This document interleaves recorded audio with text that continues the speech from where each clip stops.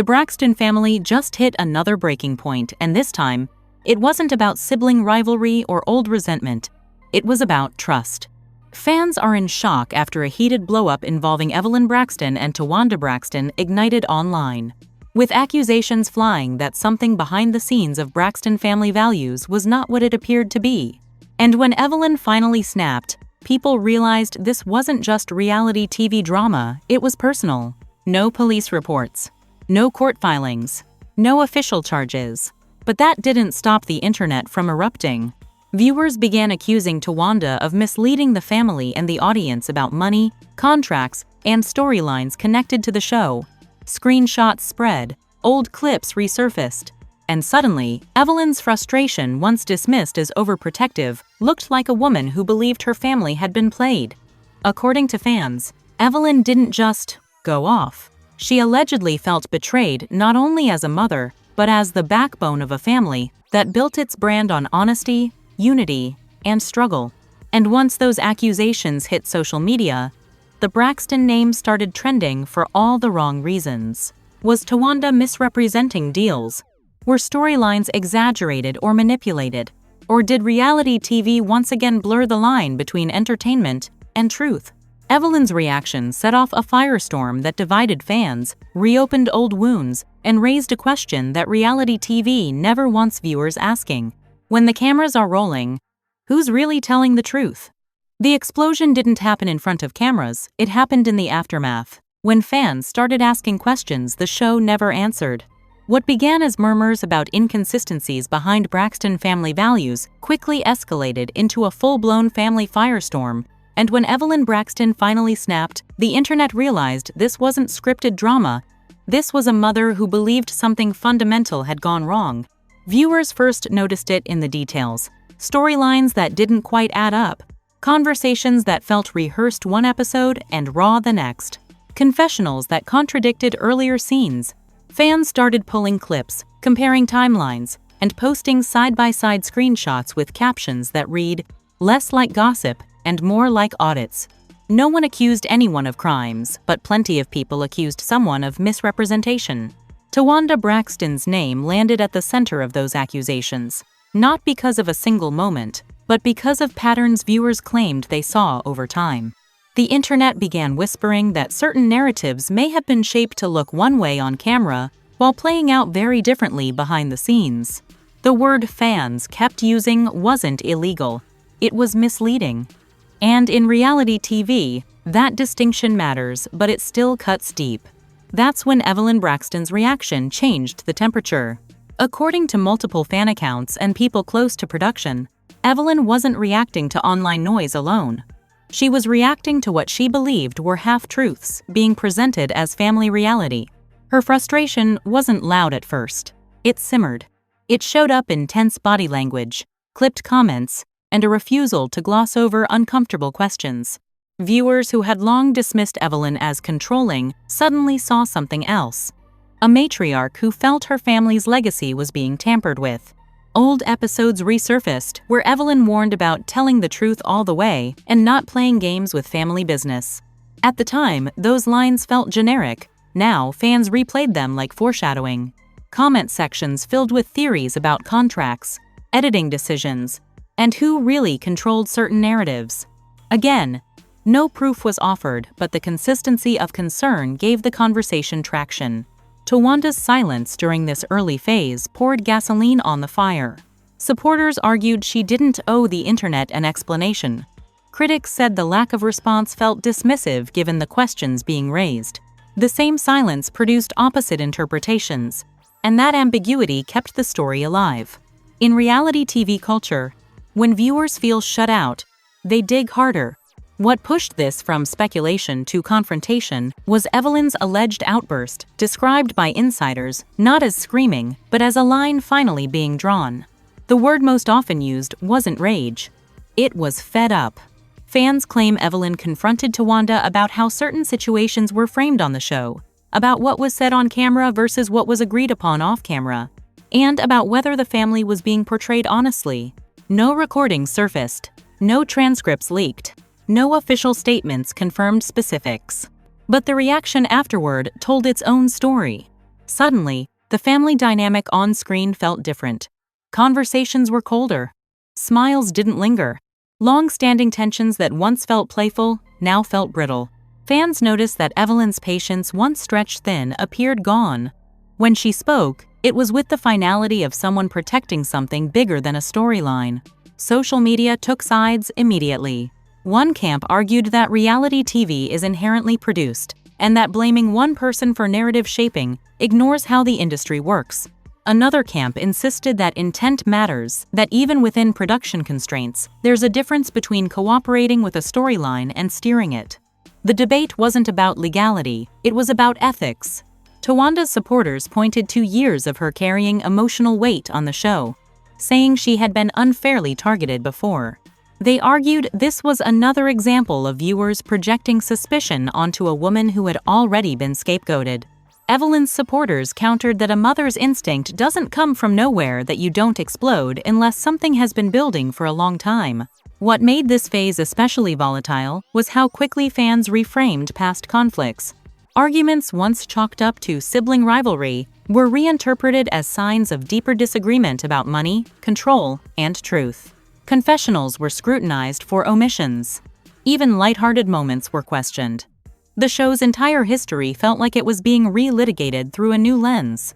Industry voices weighed in cautiously, reminding viewers that misrepresentation on reality TV can mean many things: selective editing, producer influence, or differing perspectives, none of which equal fraud.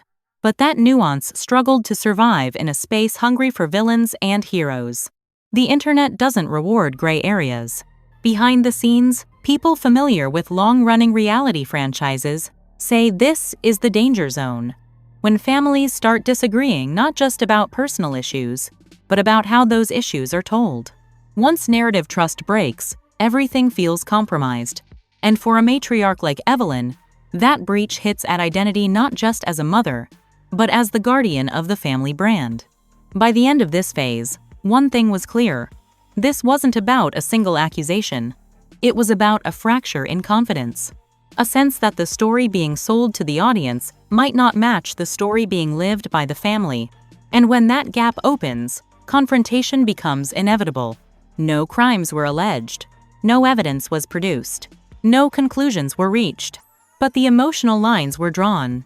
As fans waited for anyone to clarify what really happened, the tension thickened. Because once a family starts questioning its own narrative, the next chapter isn't about ratings or reunions. It's about whether trust, once cracked on camera and off, can ever be fully repaired. As the second phase unfolded, the conversation moved away from what viewers thought they saw and into something far more corrosive. Why it might have been shown that way at all. Fans weren't just rewatching episodes anymore, they were interrogating intent. And once intent becomes the question, every edit, every confessional, every offhand remark turns into potential evidence, even when none exists. The pressure intensified around Evelyn Braxton, whose posture on recent appearances felt unmistakably different to longtime viewers. She wasn't louder, she was sharper. Her comments landed with a finality that suggested boundaries had been crossed somewhere beyond what cameras captured. Supporters read this as a mother protecting her family's integrity. Critics said it looked like control. The split deepened, and with it, the narrative hardened. Towanda Braxton's position grew more complicated by the day. Her defenders argued that reality TV thrives on selective storytelling and that singling out one person ignores the machinery behind the scenes. They pointed out that contracts, producers, and network goals shape narratives far more than individual cast members. But skeptics countered with a different question. Even within production constraints, who chooses what to lean into? That question fueled hours of breakdown videos and live chats. Creators paused frames. They compared confessionals recorded weeks apart. They highlighted moments where Towanda's on-camera tone didn't seem to match later outcomes. None of this proved deception, but it created doubt. And doubt, once seated, spreads faster than proof. The most damaging shift came when fans began conflating misrepresentation with malice. Words like played, manipulated, and set up flooded comment sections, not as legal claims, but as moral ones. Viewers argued about whether it's acceptable to shape family narratives for compelling television, especially when those narratives affect real relationships off-screen. The show, once celebrated for its rawness, was now being accused of blurring honesty with performance.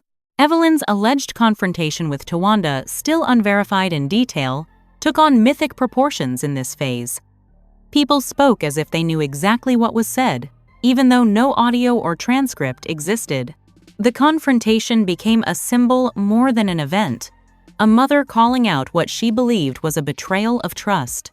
What gave the story legs was the aftermath viewers thought they noticed. On-screen interactions felt guarded. Jokes didn't land the same. The warmth that once papered over disagreements seemed thinner. Fans interpreted this as confirmation that something had fractured behind the scenes. Others argued it was normal evolution in a family that's been televised for years. Two interpretations, same footage, no resolution. Social media amplified the divide. Hashtags formed around truth versus editing. Polls asked who viewers trusted more. Clips were reposted with captions that nudged audiences toward conclusions without stating them outright. The language stayed just vague enough to avoid specifics, but strong enough to guide belief. That ambiguity kept engagement high and clarity low. Industry veterans chimed in carefully. They reminded audiences that reality TV is a collaborative illusion, real emotions filtered through production choices. That disagreements about portrayal are common and rarely indicate wrongdoing. But those reminders struggled against the emotional weight of a family matriarch appearing visibly fed up. When a mother looks hurt, people listen even if they don't know the full story. Towanda's continued quiet during this phase became its own storyline. Supporters framed it as dignity and restraint. Critics framed it as avoidance. The same silence carried opposite meanings, and that contradiction kept the rumor economy humming. In a culture that demands instant explanations, patience is often mistaken for guilt. What went missing was proportion. No documents were leaked. No contracts were exposed. No financial specifics were confirmed. Yet the discussion grew heavier, as if something concrete had already been proven. The conversation wasn't grounded in facts. It was grounded in feeling the feeling that something wasn't right, that someone wasn't being straight, that the family's reality had been edited into something else. As this phase peaked, fatigue set in for some viewers. They began asking why. If there was something truly egregious, no verifiable detail had emerged. Why the story relied entirely on interpretation. Why every theory contradicted another with equal confidence. These questions didn't dominate, but they introduced friction, the first sign a narrative might be overreaching. Still, the residue remained. Searches paired names with loaded terms. Old clips circulated without context. Casual comments assumed familiarity with accusations that had never been substantiated. The story didn't need new fuel, it had become self-sustaining. By the end of this phase, the stakes were clear. This wasn't about proving someone right or wrong. It was about trust in storytelling, who controls it, who benefits from it, and who gets hurt when it breaks down. For a family whose brand was built on openness, that question cut especially deep. The next chapter wouldn't hinge on new revelations.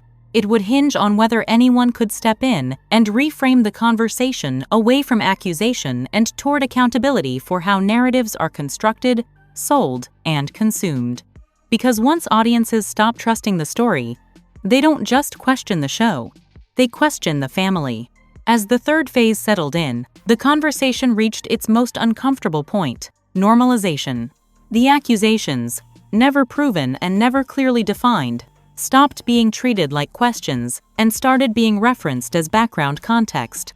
Not, did this happen, but after that happened. That shift mattered more than any supposed revelation, because once a narrative becomes ambient, it no longer needs evidence to survive. At this stage, Evelyn Braxton wasn't being discussed as a mother reacting to perceived misrepresentation. She was being positioned as a final authority.